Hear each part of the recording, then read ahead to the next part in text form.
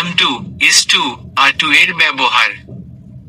বাংলা বাক্যের শেষে তে হয় থাকলে am to, is to, are to ব্যবহার করে ইংলিশ সেন্টেন্স তৈরি করতে হয়। Structure: subject plus am, is, are plus to plus verb এর প্রেজেন্ট ফর্ম প্লাস এক্সটেনশন।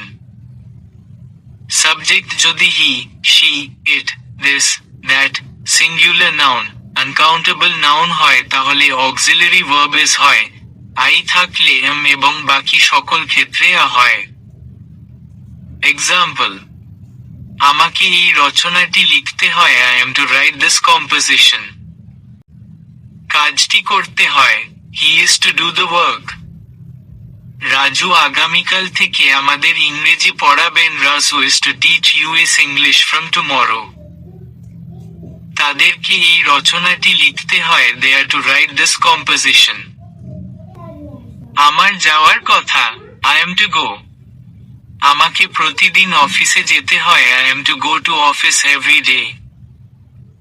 তাকে অনেক পরিশ্রম করতে হয়, he is to work hard।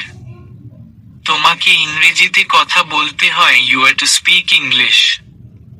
তাকে রান্না করতে হয়, she is to cook।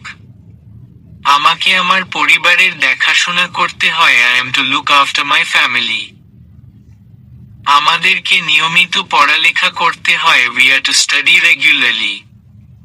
তোমাকে টাকা উপার্জন করতে হয়, you are to earn money। আমাকে বাজারে যেতে হয়, I am to go to market।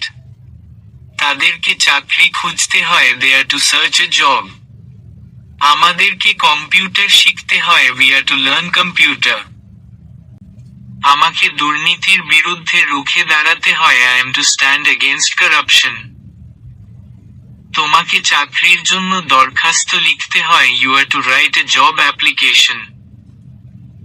তাকে তার শিক্ষকের কথা মেনে চলতে হয়, he is to obey his teacher। একজন সচেতন নাগরিক হিসাবে আমাকে দেশের আইন মেনে চলতে হয়। As a conscious citizen I am to abide the rules of country।